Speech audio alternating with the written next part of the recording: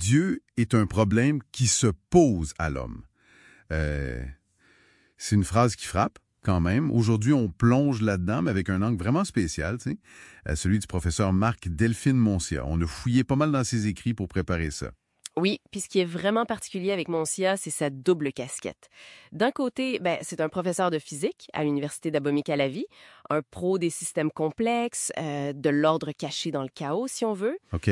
Et de l'autre, c'est aussi un grand connaisseur des traditions du Bénin, le vaudou, la science hermétique, la quête des principes cachés derrière les choses. Deux domaines qu'on met rarement ensemble, mettons. Fait que notre but aujourd'hui, c'est de voir comment ce double regard, physicien et initié, ça transforme l'idée du problème divin. Comment l'humain, là-dedans, passe de victime du problème à solution. C'est exactement ça. Si on prend le physicien d'abord, dans ses travaux, il regarde les systèmes dynamiques, comment ça bouge, comment ça trouve un équilibre, des solutions harmoniques, comme il dit, même quand ça a l'air chaotique. D'accord. Une recherche d'ordre, de structure, et le lien avec l'autre côté, l'hermétisme, le vaudou, la science hermétique, c'est chercher les correspondances, le lien entre le petit et le grand, c'est ça. Précisément. Son étude de la connaissance hermétique du vaudou, ça utilise ces analogies pour comprendre les divinités vaudou. Pour lui, c'est pas deux affaires séparées, là. C'est comme deux langages pour décrire la même quête d'ordre, d'harmonie dans des systèmes complexes. Intéressant. La physique qui donne un cadre pour penser le cosmos vaudou. En quelque sorte, oui. Un cosmos vu aussi comme un système dynamique. OK. Fait que si on applique ça à Dieu comme problème, comment ça change la donne? J'imagine qu'on sort de l'image du Dieu unique qui gère tout. Totalement. Dans la cosmologie vaudou qu'il analyse, il y a Mahou Lissa, en haut, le créateur androgyne. Mais cette entité est loin, retirée, un genre de Deus Otiosus, un dieu qui a créé mais qui le laisse aller. Ah oui? Fait que l'action se passe ailleurs. Avec les vaudous. C'est ça. Les vaudous, c'est pas des dieux qui se font la guerre, c'est plutôt des émanations de la création. Les personnifications des grandes forces rues, feu, air, eau, terre. C'est avec eux que l'humain interagit au quotidien. Le problème, alors, c'est de naviguer là-dedans, entre ces forces. Exactement. C'est ça le défi pratique. Et l'Egba, le messager, est super important pour faire le pont. Et pour s'y retrouver, j'imagine que c'est là que le Fa entre en jeu. C'est plus que juste lire l'avenir. Ah oui, bien plus. Le Fa, c'est un système d'interprétation super sophistiqué, une technologie spirituelle, comme il l'appelle.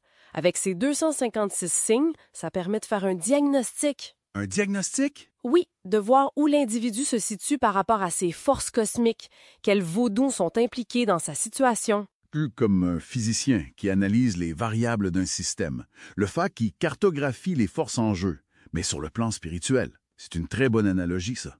Puis le Fa fait pas juste dire ce qui se passe, il prescrit aussi quoi faire. Des rituels, des ajustements dans sa vie, son éthique, pour retrouver l'équilibre. OK, donc la question devient moins « est-ce que Dieu existe ?» et plus « comment je me situe et j'agis dans ce grand système ?» On passe de l'être à l'action. C'est ça. Et ça nous amène à la solution, l'humain. Moncia parle de savoir endogène, une connaissance qui mélange tout, qui refuse de couper entre spirituel et matériel, science et tradition. Tout est connecté. Et au cœur de ça, il y a l'éthique fond. Oui, basé sur deux concepts clés, le c'est et le gbé. Le c'est difficile à traduire. Le principe d'être, la destinée de chacun, le message unique du Créateur en nous, notre essence profonde, mettons. OK, le c'est. Et le gbé? Le c'est, c'est la vie, le déploiement de ce c'est dans le monde. L'humain gébéto, c'est celui qui cherche à réaliser son c'est. Donc, l'éthique, c'est pas juste suivre des règles externes. Non, c'est aligner ses actions sur son propre c'est, avec l'aide du Fa. C'est une recherche d'authenticité, d'harmonie avec le cosmos. Wow! C'est tout un renversement.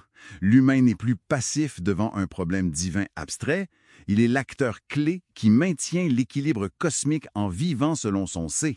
C'est ça, l'humain comme agent d'harmonisation. Chaque vie qui trouve son alignement contribue à l'harmonie du tout. Pour revenir à la physique, c'est comme trouver une trajectoire stable dans un système complexe. Trouver la bonne fréquence, le bon rythme. Exactement.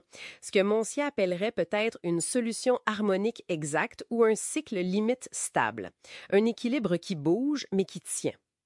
Bon, Pour résumer rapidement, la perspective de Monsier qui marie physique et sagesse voodoo-fa transforme le problème de Dieu. Ça devient une question de dynamique cosmique, puis l'humain est la clé de l'équilibre. Absolument.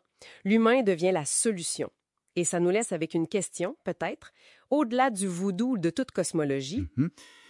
Et si la clé, pour naviguer les forces complexes de nos propres vies, c'était justement ça, essayer de découvrir et de s'aligner avec notre essence fondamentale, notre soi personnel, peu importe le nom qu'on lui donne.